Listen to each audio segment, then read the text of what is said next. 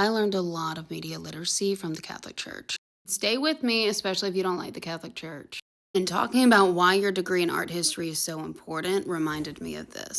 I was raised very Catholic in the Bible Belt, which is rare. It's mostly Protestant. While we didn't have the fancy glitzy churches in the rural South, I still learned a lot of the history, especially since I was homeschooled and my parents had a very Catholic curriculums. Something to know about Catholicism is one, it's like over 2,000 years old, and a lot of people are talking about this right now with the Pope and his opinions on the American politicians.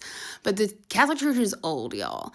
And for a long time, the Mass, the service was on Latin, and people weren't literate.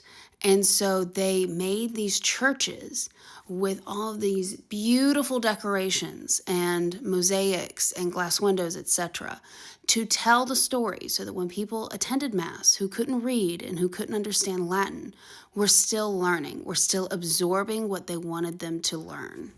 We'll see common themes in Catholic churches, even similar placement. You will see similar stories around the monstrance being told. You will be able to identify people who they may look completely different. They may, especially if you're like in a different country, that person may look like a completely different race and be dressed completely differently, but there will be symbols that there's an X cross, that's St. Andrew. And I was already thinking of this, but I just moved to London and my boyfriend and I went to St. Paul's, which is an Anglican church. It used to be Catholic, and then, the whole Protestant split thing with King Henry VIII. And the church still had a lot of Catholic symbolism, which the Anglican architects would not like to hear because they did a lot to make it try to not look Catholic.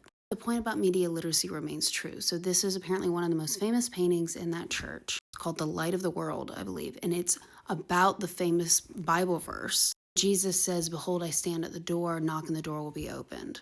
So even if you can't read, which at the time of this, people probably were, but it's still that important. Even if you can't read, you see that there is a door that Christ is knocking on, and it does not have an outside handle. It has to be opened from within. That is an allegory for that you must open your heart to the Lord. The door also has overgrowth on it, showing that that door hasn't been opened in a long time. You have had your heart hardened for a long time. And Christ himself is carrying the light because he is the light of the world. He will bring light to the darkness in your heart. And this is a very simple example. I was thinking of using a Michelangelo example before I saw this one. But it's just a reminder that art has always had a purpose. And why did I say if you don't like the Catholic Church, why would you care? Because this shows the importance of media has always been intended to influence you.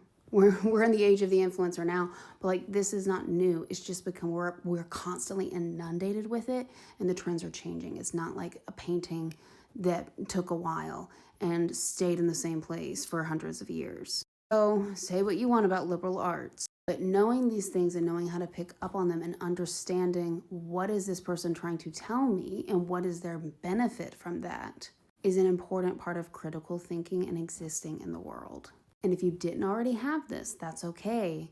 But I beg you, babe, for your own well-being and all of ours, don't fight it.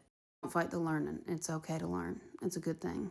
I've had a lot of learning to do post my Catholic days, trust me.